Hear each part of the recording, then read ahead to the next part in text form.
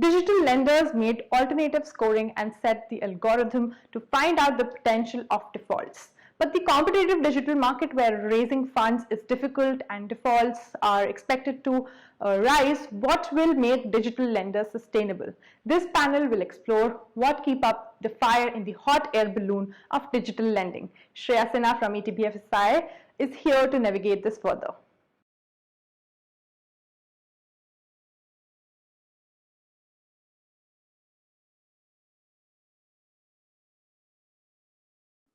Welcome to the last panel discussion on NBFC. Hi, this is Shreya Sinha, and we are here to discuss what will determine the success of the future of smart lending.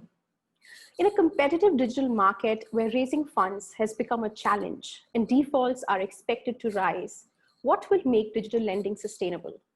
And to discuss that, we have with us Mr. Ramesh Narayanaswamy, who's the Group CTO of Aditya Birla Capital, Eklag Bari, who's the EVP CTO Fullerton India, Mr. Durga Prasad Swaminathan, who's the SVP CIO Cholamandalam Finance, and Mark Ducoto, who's the VP Worldwide Sales Data Analytics Altair.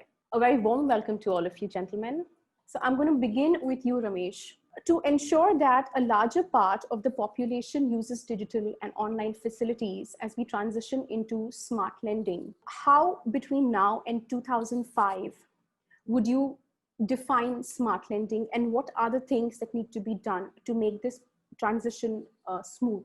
I think the key thing I would say from a lending point of view or a smart lending point of view will have to be the whole KYC process, how it is going to change. Mm-hmm. Right? I mean, there will be definitely basic verification that needs to be done. How can you do that remotely? That would be number one.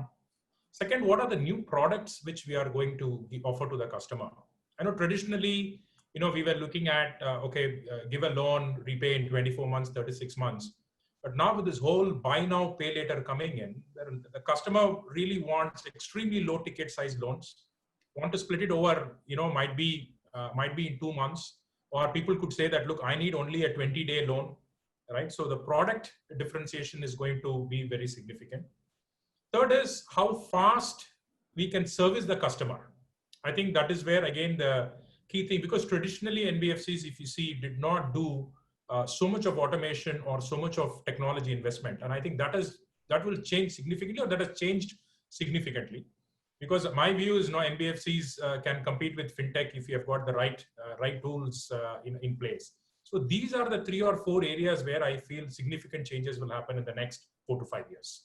Thank you. Eklag, my next question is to you.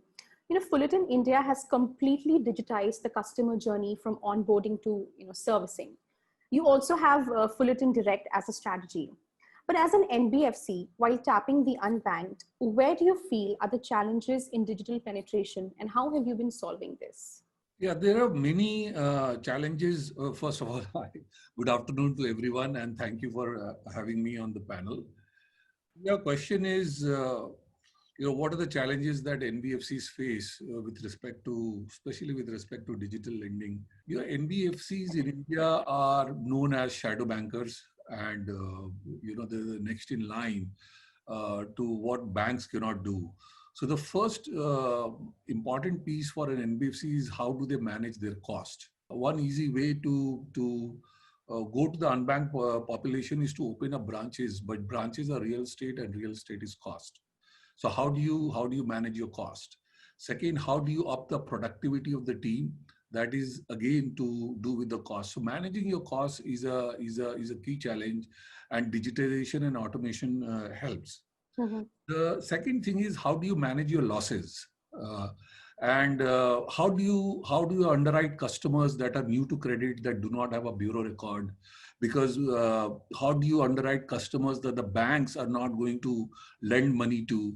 How do you underwrite customers using data other than the bureau data, using AI, ML algorithms perhaps?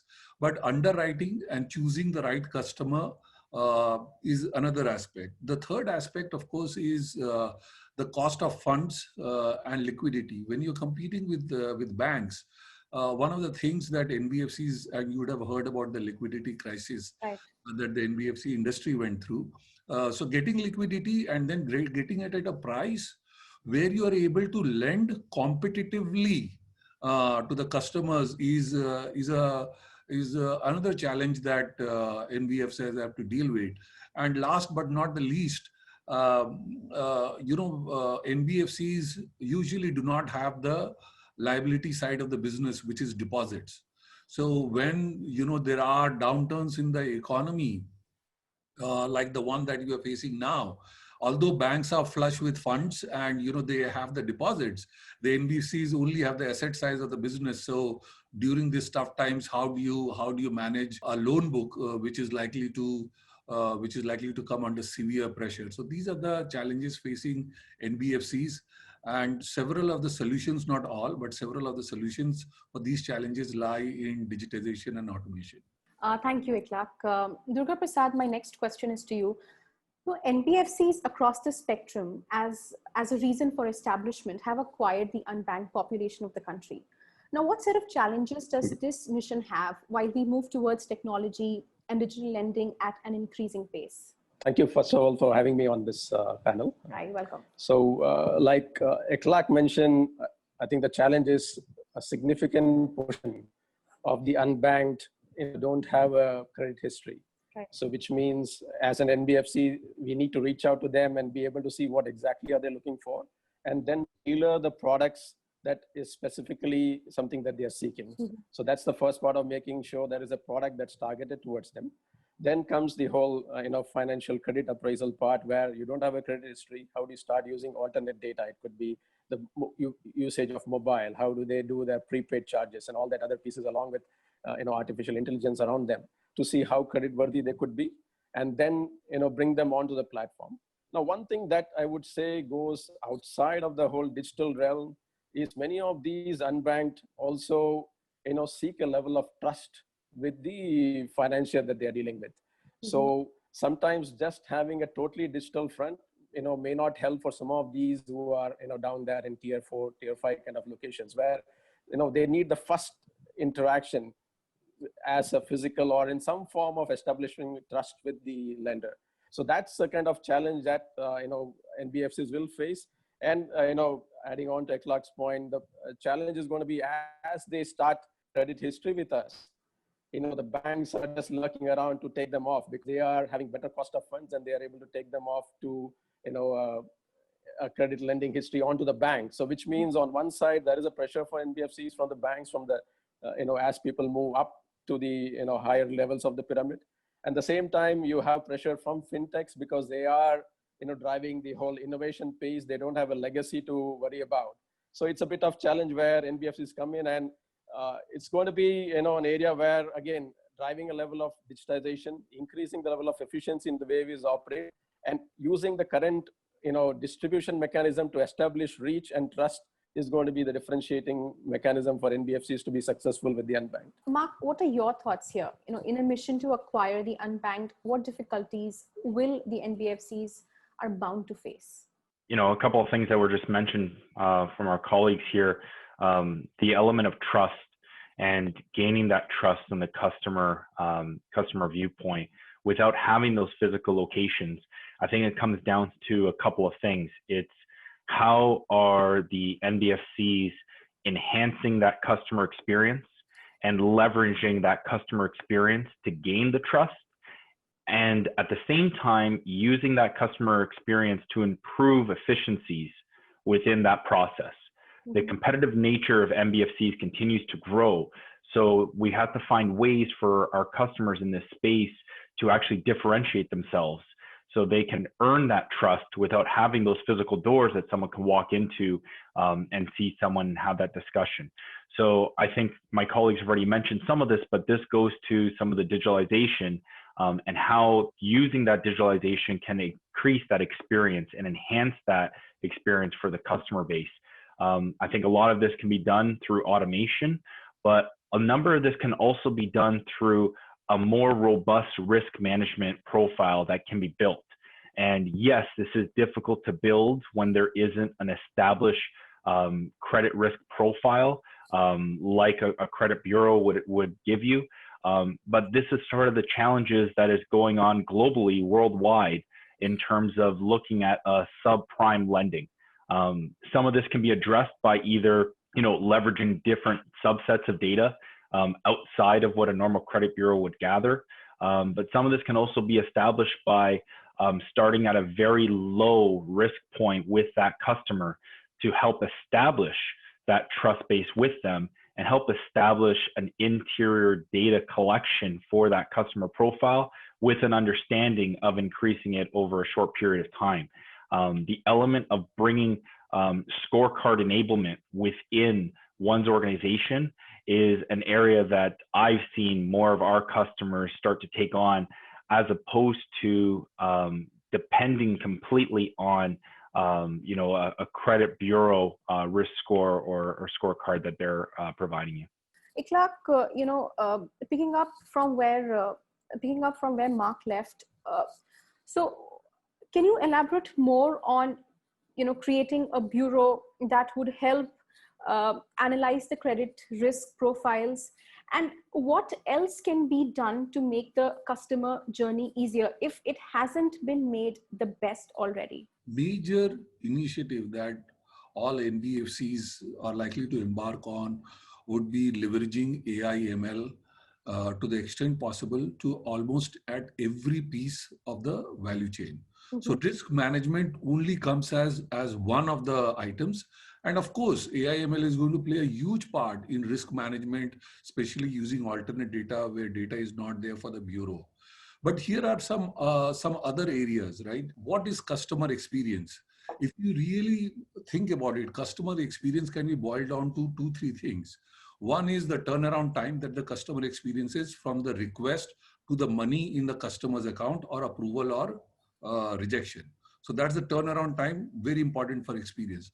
The second thing is how much effort has the customer put into getting the loan. Has he had to submit 11 documents, 12 documents, or was it very easy for him to avail the loan?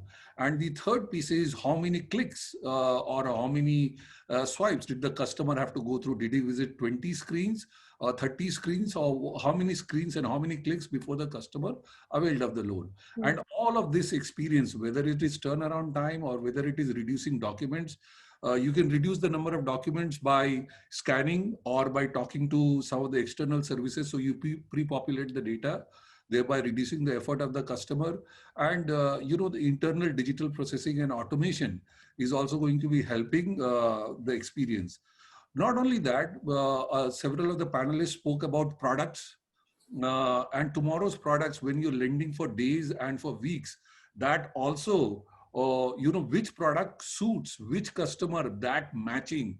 It's not only about underwriting the customer, but which product suits which customer is also going to be based on AI ML, fraud checks, doing the KYC, collections, which customer is likely to default and therefore belongs to which bucket, and what is the collection effort to be put behind, and then predicting customer churn, that this is the customer that is likely to move away and attract from you to another company. So I do not believe there is any aspect of NBFC that will be left untouched by AI ML. Almost each area, and of course risk management is going to be the most important part, but not the only part. Every area will need AI ML and intelligent algorithm and machines and systems. My next question is to you, Durga Prasad. Like how Ikhlaq spoke about the droppage in click rates, and that has been a kind of hot topic these days, a sanctioning loan in 12 seconds and doing things in just 2 clicks or 4 clicks. So of course that is there, but what else, needs to be done which can make things easier for the customers? And obviously the initial experience is a big differentiator. So, what Ikhlaq said is absolutely important, that Absolutely. How am I delivering the first experience to a customer, right from, whether it's stepping onto a branch or stepping onto the website or accessing the mobile app? How quickly is he able to get to know the financier's decision? And the whole point of, can I do that all digitally? And, actually during the COVID times, we have realized that, there are points that, parts of the process, which people insisted was required to be physical, but we realized in these times we could have done, and we have done now, so much more, in a digitally enabled fashion, like things like a personal discussion when we are giving a loan against property or reaching out to an SME business to fund their, capital requirements. There is, a personal discussion that used to happen, which now all happens through a video PD. So what we realize is, sometimes it's the matter of how quickly are we making it convenient for the customer. The click is one part, but I would say it's multiple, like I think what's been discussed earlier. Are we, designing the right product to deliver?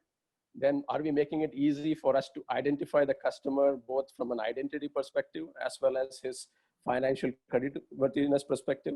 The third is, how are you making it all paperless? And Akhlaq again brought up the point, how many documents are you submitting? And also how many wet signatures are you, maybe historically we said, we need to be compliant, we need 20 documents to be signed at 40 places. How do we eliminate all of that as part of this exercise? And once you go past that, how are you making the engagement thereafter from a payment and transaction perspective? So identify the right product, the right person, make it, a digital process which is seamless and paperless. And how do we then engage them through a set of offers and products, and then make the whole payment cycle, seamless for them to engage with us for the long run? I think those are going to be, the first experience is absolutely critical, but we can't let go of, or take our pedal off for the limits of the life cycle. Mark, what's your view here? What are the trends that you are seeing? Yeah, I'm going to agree with many of my colleagues here. The challenge in this space is always around the data. And I think what a lot of these organizations are starting to understand and starting to realize is because data is so prevalent in everything that everyone does today, access to that data and understanding that data can really help go about, an NBFC deciding whether or not a loan should be approved or not. For the customer side of it, I think part of this is almost an educational process, right? Yes, there are individuals that don't have the ability to have an established banking presence, and that is most of the market that the NBFCs go after. But it's understanding things like having a cell phone or having these other elements in one's profile can actually help establish a very quick and approved process within an NBFC. Everything will come down to a point where AI and ML are assisting, and I agree with my colleagues here that throughout the whole process, whether it is the original origination process of just bringing on a new customer, or going through that whole life cycle to getting to that last point in collections, AI and ML will play a part. And that will also round in the aspects of automation that we talked about as well. Once you leverage AI, ML, and automation, that will help bring those click rates down. But I think it's still going to come down to the data and the data that's being leveraged and how it's being looked at. And again, I think there's two real thought processes of how you look at the data. It's what data can you have access to and you can leverage, and what data can you create, right? And I think that is at the simplest form. If we were to take new customers coming in and we can put them into one of those two buckets, we can easily understand, do we need to help this customer create data and explain to them that the value add and the enhancement that the NBFC is providing that customer is to actually help them build a data profile for their credit, as opposed to a customer that may have some elements, even if it's just as simple as a mobile phone, that we can leverage and take that data and use that. Ramesh, 100% of your salaried loan customers in the last quarter had their KYC done through video. And I think about 92% of health insurance renewals in the first quarter of this fiscal were also done through WhatsApp and so on. Now, despite so many outcomes, what do you think is the next in store, and what can be done again to make the customer journey easier? So I think let's not underestimate the role of regulators in this, okay? Which is very crucial, right? Because we can come up with a lot of technology, a lot of innovation, but if the regulatory landscape does not allow you to do, it is going to be very difficult, right? I mean, KYC, video KYC has been there for many years, right? We could, no need to sign; it was all there. So I honestly feel the regulators are going to take a huge step forward in in allowing customers to do something, allowing the organization to do something, right? So that is something which we're all looking forward, because that also gives, the overall system in the country itself a much more robustness, okay? And it becomes much more level playing field. That is number one, which I feel will be one big difference. Second, I think going forward, the job as what we were seeing pre-COVID, I don't know whether all those things are going to exist post-COVID, right? Now I know I could be employed somewhere, but be in a completely different city, right? Because there is one thing, if you see, we used to do employee verification. Now where are you going to actually do your employee verification, right? New kind of jobs are emerging, right? People want, there could be people who would be working only for 15 days and not work for another 15 days. So I think we have to come up with holistic products and holistic solution, understand the customer a bit more. I think what I would call is the power of one, right? Now, really every customer is going to become very unique. And that can be achieved only through automation. That can be only achieved through, having proxies. That can be achieved only through understanding data more. And also all these remote technologies. How do we bring all those things together? And these are the things, for me it excites. Because, previously there were a number of things you can't do. Now I think we are reaching a stage where you can do anything you want. As long as you have a good process, good automation, good data with you, I think the whole thing will be a win-win. And the last point I want to add is the whole ecosystem. Right. Today, how the e-commerce companies have created the ecosystems, and pretty much most of us are a part of it.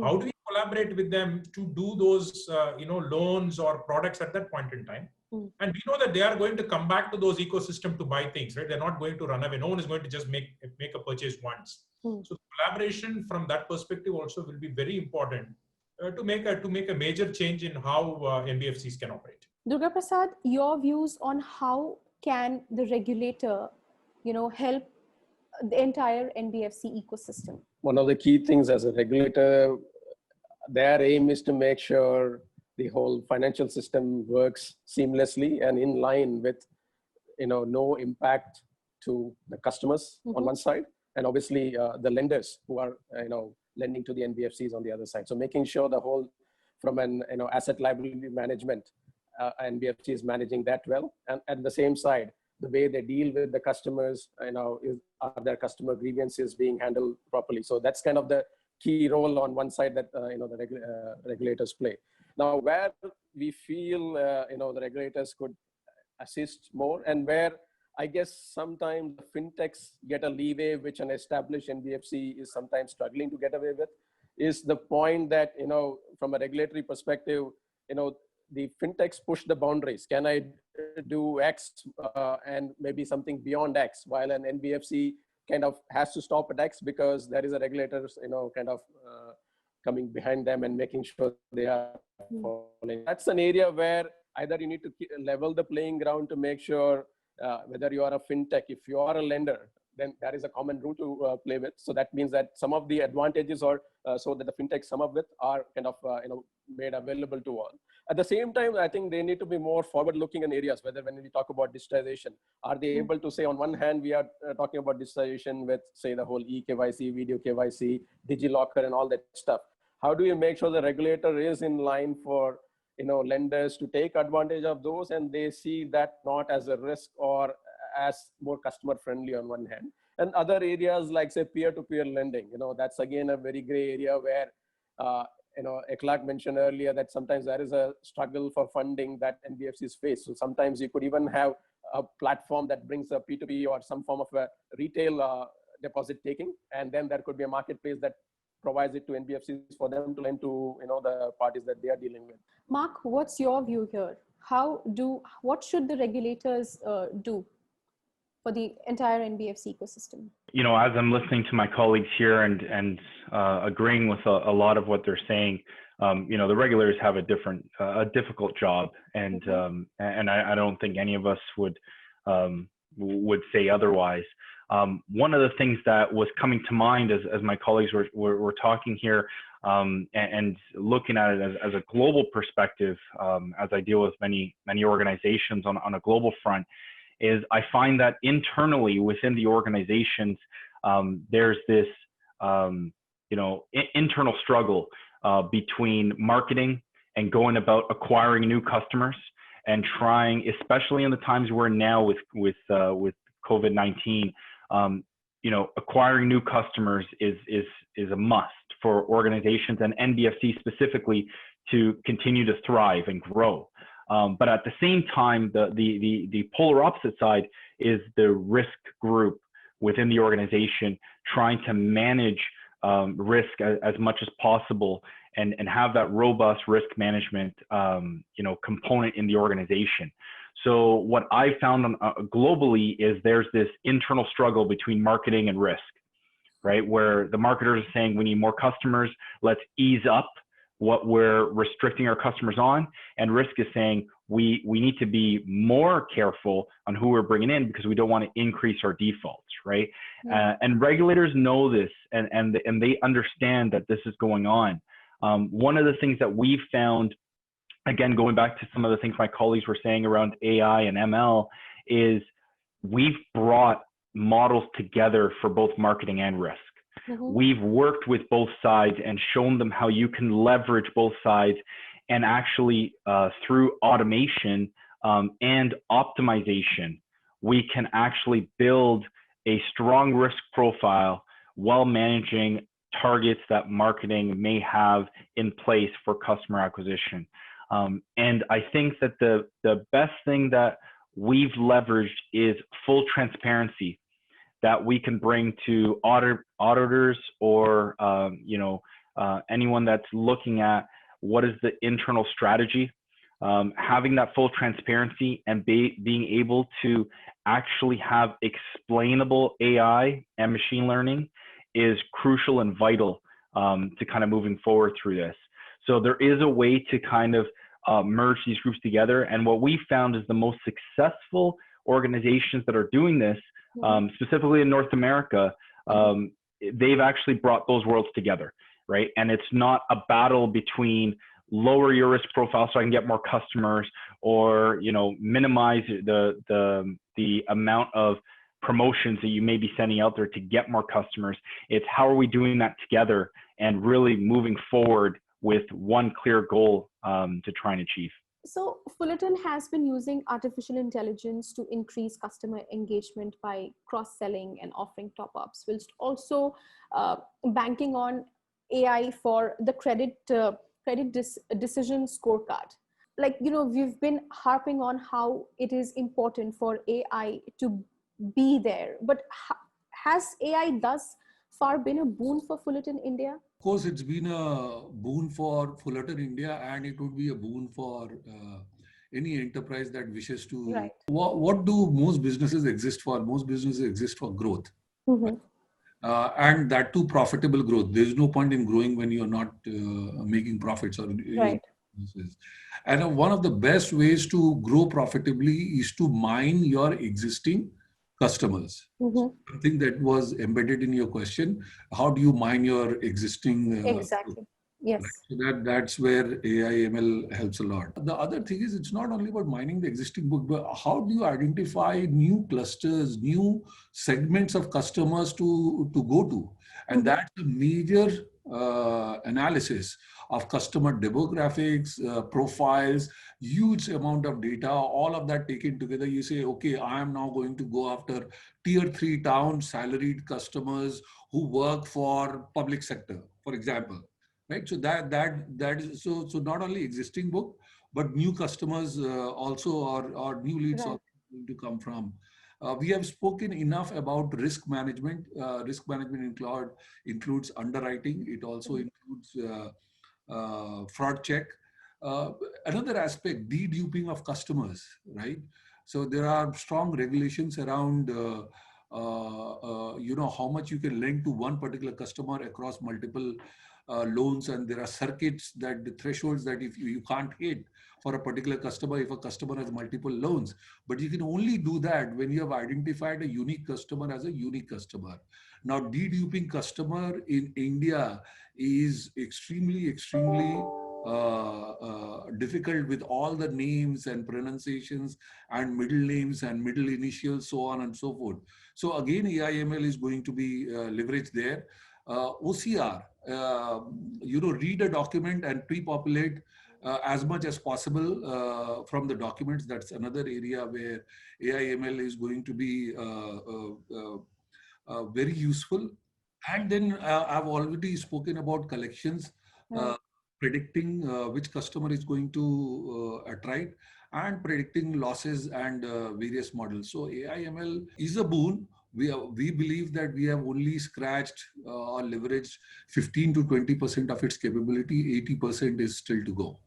Durga Prasad, NBFCs have started, they've started taking bolder steps, like how we've already spoken about that, bolder steps towards AI and chatbots. What else is the way forward? Some of the other areas that we could step up further could be even things like, say, if you're doing an AR, VR based interaction with the customer. So if you are, let's say, in a vehicle finance space, and there is a new launch of a vehicle, can you bring that right in front of the customer through an augmented reality kind of interaction, so that he could get the look and feel of how it will be while being in the car and so on. So there are areas that we could take it further. Same way, if you are in a property space, can I take him through a virtual walkthrough? So I think beyond pure AI/ML, that's, I guess, the next stage of interaction where people could still be in the comfort of their homes and get a feel of what it would have been if they actually visited a property or a dealership to take on the vehicle. Ramesh, over the past few years, the relevance of bots, specifically in the BFSI sector, has catapulted.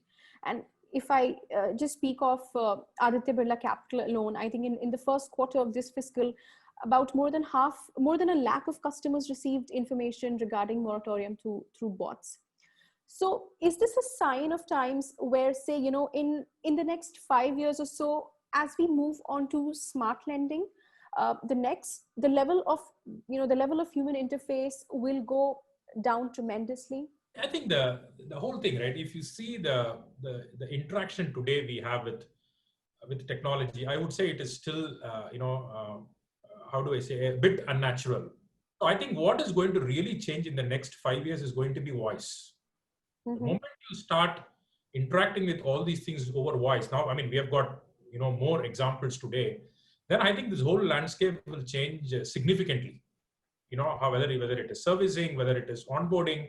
So I think voice bots, in my view, would be extremely key, in the next 3-4 years. And it is just not pre-login, again, post-login. See, that is one area where even if you say today, even banks have not cracked that. Okay, but I think that is going to absolutely happen. Convenience and country like India, where we all love doing everything in WhatsApp. I think it works. So I think it will continue on. And again, I always joke, right? Imagine a world without a mobile phone. So then how are you going to even do all those things? See, that is going to happen in another 5 to 6 years. I don't think the phone is going to be in its current form if voice changes. So I think all those things will make this whole, lending space very interesting. And I think collections, again, I think that is one area where I feel a lot of interesting things can be done, from a collection point of view, so that we get whatever due from the customer. So I think all these things will definitely change for the right thing, right reason. And I'm very sure in 5 years' time, this is going to be a very, very different landscape. Actually, I want to say, if you really go back in time, right, if when the NBFCs came, if they've really thought the digital way, they would have actually cracked the model then and there. The mistake we did was we took the banking model and said, let's find out a very cost-optimized model of how to run a bank. I think that is where the biggest challenge came, and we lost a great opportunity. But I would see many of the NBFCs with change in regulation, with change in the customer behavior. I won't be surprised if they become the next fintechs, big fintechs in this world. Mark, in your views, why NBFCs must embrace smart technology? Also, at Altair, how are you leveraging AI to improve operational efficiencies?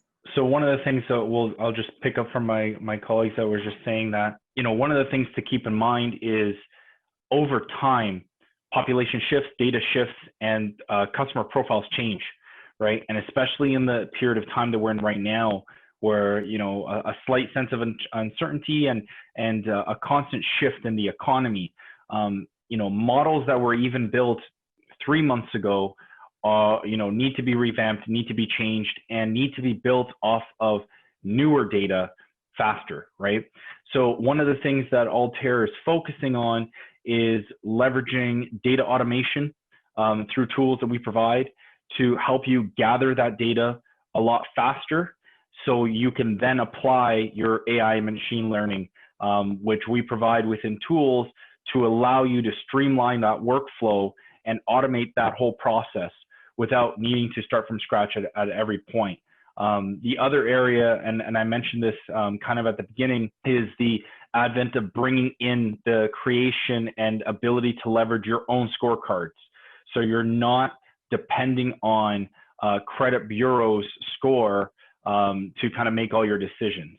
And I think in the past, the concept of an internal scorecard may have seemed very complex, but the way Altair has done it within our tools has made it such that not only is it easy to understand and explain to both your customers and your regulators, but it's also easy to edit. So as the data profile begins to change, it allows you to kind of go in there and apply some of those changes throughout. So that's some of the points that I would focus on. So my next question is to you, Mr. Durga Prasad. What are the trends that you are seeing specifically ever since the COVID-19 struck? Consumer pattern perspective, we did see a shift in terms of there's a preference for personal vehicles. So being in the vehicle finance industry, we saw that happening quite a bit. So even though a lot of slowdown was seen in the commercial vehicle space, given the whole public transport conundrum and the fact that the infections that could be caused by being in a closed area in a public transport, we did see a slight uptick on the personal vehicles of passenger vehicle space. And I think now once things started, they know that that's kind of stabilizing. That pattern again got flattened out. So that's on one part where I think it's a bit of customers, gravitating towards what they felt was the right decision at that point in time. But I think closer from an IT perspective, what I see is, there has been a significant change in the kind of cyber attacks that have happened in the past couple of months. We have seen that happen to some of the partners we have worked with. We have seen the nature of attacks that have happened as people start working in a lot more remote locations without the typical convenience that you have while working within an office network. And that's where we have seen again, the whole AI ML part, taking it to the next level by seeing what is the nature of, the packets coming and going out, what are seen as threats, what could be, what needs to be filtered. So I guess, it's, the whole nature of the way we work, the behavior of the customer, the way we worked, and the way I think hackers and cyber attack folks are looking at. Everybody's looking at it as an opportunity to do it. So those are the different pieces I see shifting during the past few months. Okay, thank you, Ramesh. Your views here. How important it is, now, especially after this pandemic, managing the data security and governance, and how robust should the cybersecurity be for an NBFC? No, I mean, the first thing I would really, tell everyone is just go back and look at what we have done in the last 3-4 months once again. I'm very sure at the speed at which we did, there are some loopholes everyone would have left because we were never geared up for that, right? So I think that is the first thing I will do. Did we really make any mistake in the last 3-4 months, which is going to hurt us, 2-3 years down the line? That is number one. Second, I think, we were saying for a long time, we have to really look at log analysis, get the customer data, do that whole analysis to figure out whether there is a pattern. I think that is going to be very, very crucial now because people are it is literally now, everything is happening remote, right? So like what Marcus said, the models have changed. The previous model, what we had, I do not know whether it is going to be relevant anymore. That is the second thing. Third, really the tools, right? Where the tools, even though, we were, how do I say, we were setting up it in some way, it still assumed a lot of people are going to be within the office, within the branch and all those things. See, now that is gone. So is the tools really valid now in terms of, whatever we have built? Fourth most important thing, policies. Again, the whole policies was built that, customer will do through a form, we will be sitting in the branch. Now all those things are gone. So I keep asking, what is the impact to the policies, right? Because that is, I think, is a big thing, which I honestly feel not a lot of us have focused on. Mhm. So I think these are the four things which I will really look at, and we have started looking at it because that is going to be crucial, because you're completely going into a very, very different world. Ikhlaq, same question to you. What are the trends that you have seen? Well, the first thing is work from home and reduction of real estate. So several companies, including ours, has embarked on reducing office space, because businesses now realize that if you can work from home and collaborate remotely in a time of a pandemic, and that too for months together, then in the normal BAU too, a large portion of the employees can work from home, and therefore you can save on some expensive real estate. That's one. Second is there is a lot of focus on cost, which is always there in any business, but it has really made us think twice, thrice about incurring even 1 rupee of cost. We are now more open to open source technologies. Our policies are geared up towards cost saving. So there is a tremendous focus on cost. There's a lot of focus on collections, an area that is largely not digitally transformed. As much as there is opportunity there, usually most companies go for transformation in the origination side, not so much on the collection side. Now you're seeing transformation on the collection side. Ramesh spoke about, Durga spoke about cyber attacks. Right. The other thing that you're seeing is a lot of push for digital transformation. While there is a focus on cost, you'll see companies, if they are investing in one area, that area is, okay, wish we were digital. Wish we didn't have to send people to office or to branches to be able to do that. So it has accelerated digital transformation. It is also promoting a lot of collaboration. So Zoom, Microsoft Teams, all kinds of collaboration tools are being asked for, including tools that will monitor productivity of workforce when they work from home. So that's another aspect that we noticed developing, apart from the items that Ramesh and Durga already spoke about. Thank you. Mark, your thoughts there, especially in terms of managing data security and the governance. Yeah, so a couple of things, and I think my colleagues covered a number of them.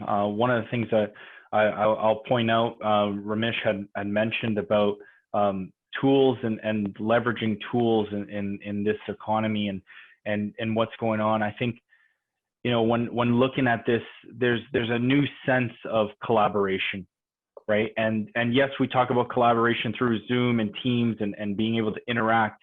But I'll take it a step further. The idea of walking into a room with your colleagues and whiteboarding something on a wall has left us, and that interaction cannot necessarily be replicated with a Zoom call or Microsoft Teams. So I think it's the element of understanding, what were some of those interactions looking like, and how do we look for tools that will allow us to collaborate in that fashion, right? So yes, leveraging open source is a great thing that many customers are doing, but the ability to write up a full Python script or R script and try and then explain that to your colleagues becomes a lot more difficult in this remote work environment, as opposed to getting in a boardroom and whiteboarding it out. So having collaborative tools that, might leverage some of that open source, but do it in a manner where multiple people can go into that tool and see the work that's being done and leverage it that way. I think that is that next step that is taken or that is being taken to leverage not only AI machine learning, but going about that explainability that I think is so important. And I do agree that collections is an area that most organizations, even the larger fintechs, push right down to the bottom, right? Collections is in the basement where, heavy practices sell off a lot of that collections and don't worry about it.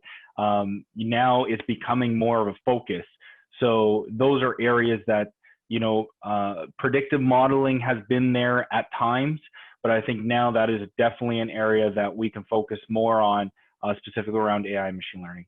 Ramesh, between India and the other larger APAC region nations, what in terms of technologies do you think our NBFCs have done better or could have done better? Yeah, I think purely from an adoption. I've spent a bit of time in Malaysia, Indonesia, Vietnam. Vietnam is slightly up the curve than many of the countries you would see, right? Because they have this classic NBFC model.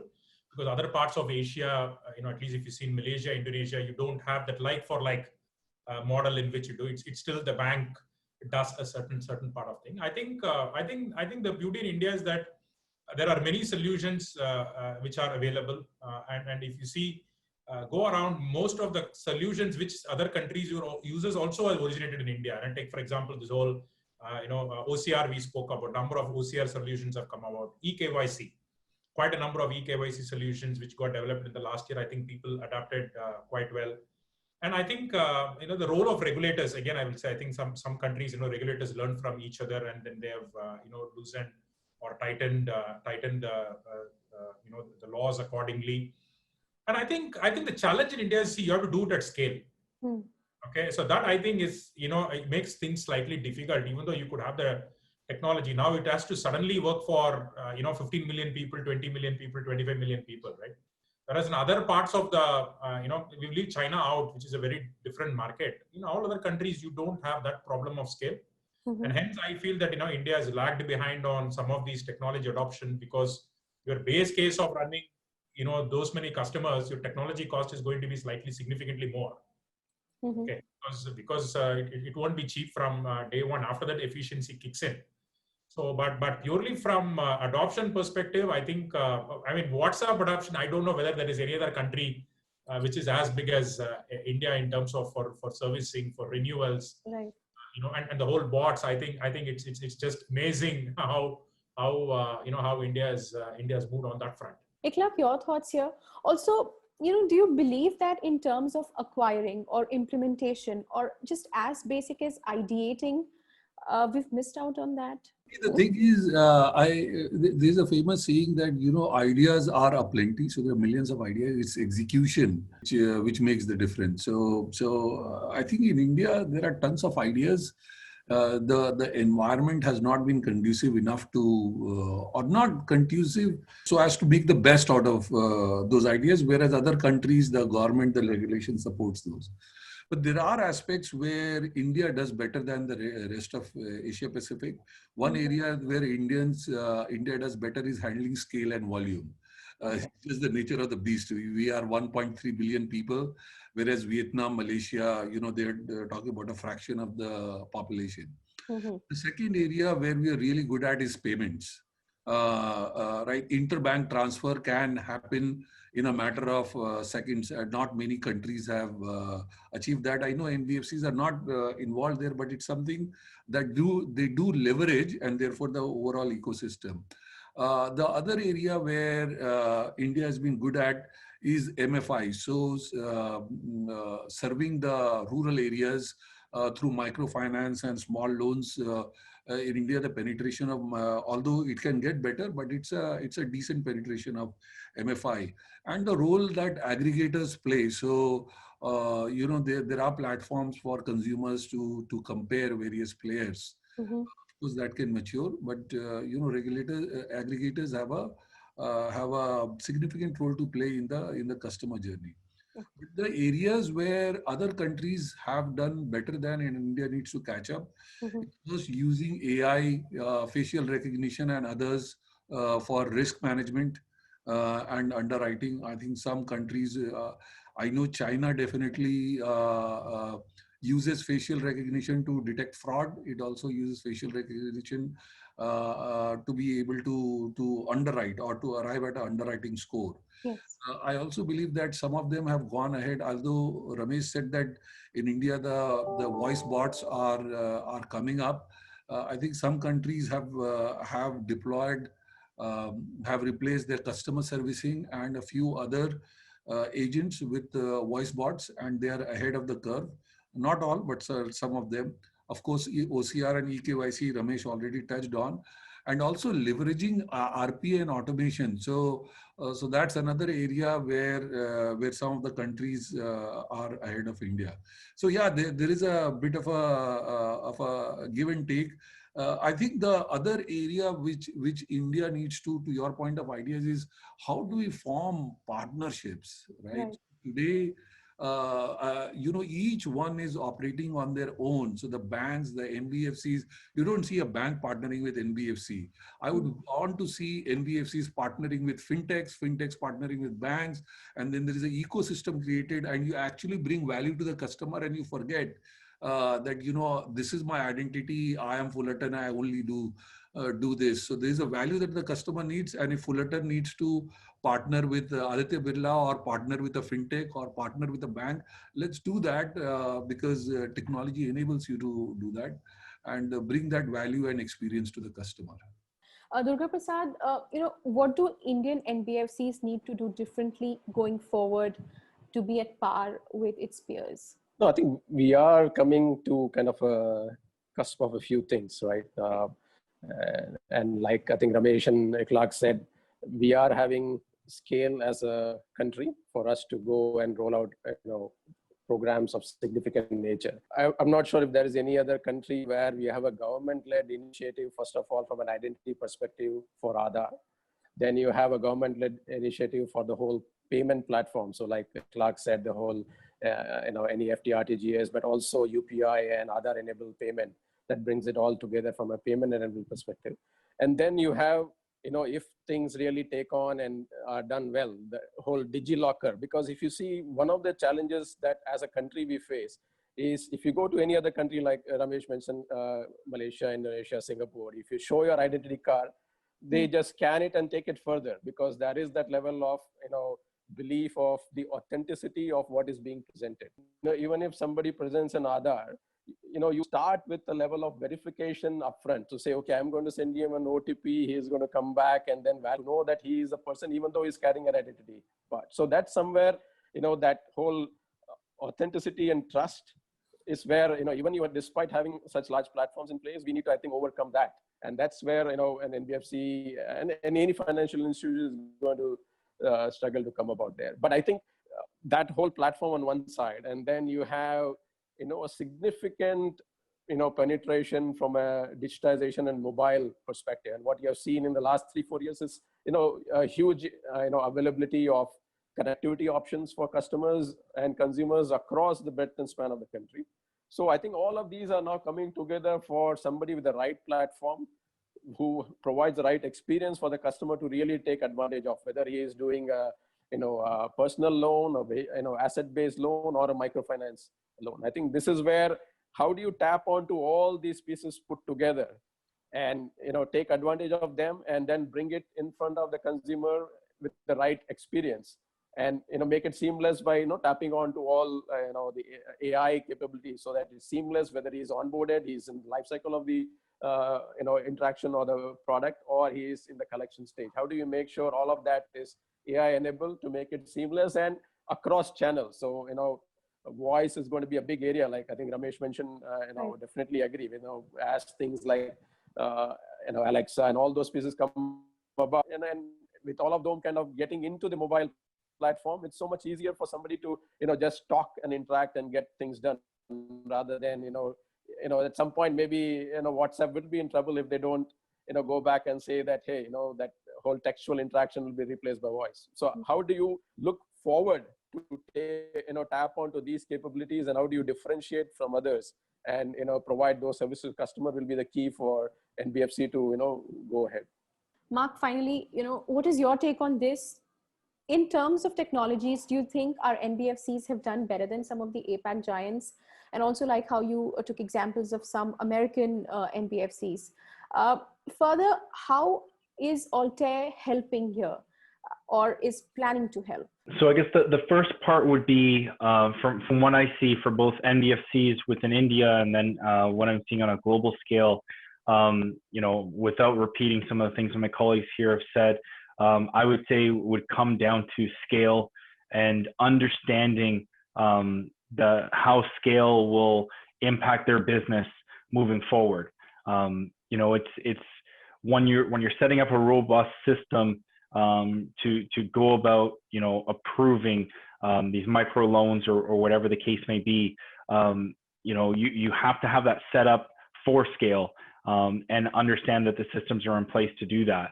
In terms of specifically what Altair is doing to help in this area, you know, I mentioned that we've got specific tools around automation for data. And, you know, talking about data is one thing that we mentioned is vital right now as data continues to change. So having some systems set up to take away the, you know, mundane tasks that, you know, organizations are doing on a day-to-day basis, whether it's data exploration or high-level data profiling. If some of that can be automated, it will save a ton of time, you know, which will go back to that enhanced customer experience. And then specifically around AI and machine learning, how we're leveraging open source predictive models, but doing it in a visual, easy to use workflow. So you can have a collaborative environment where multiple users can go in and see the AI and machine learning that's getting done, explain it both internally, whether it's internally to executives or externally to auditors or even to a customer.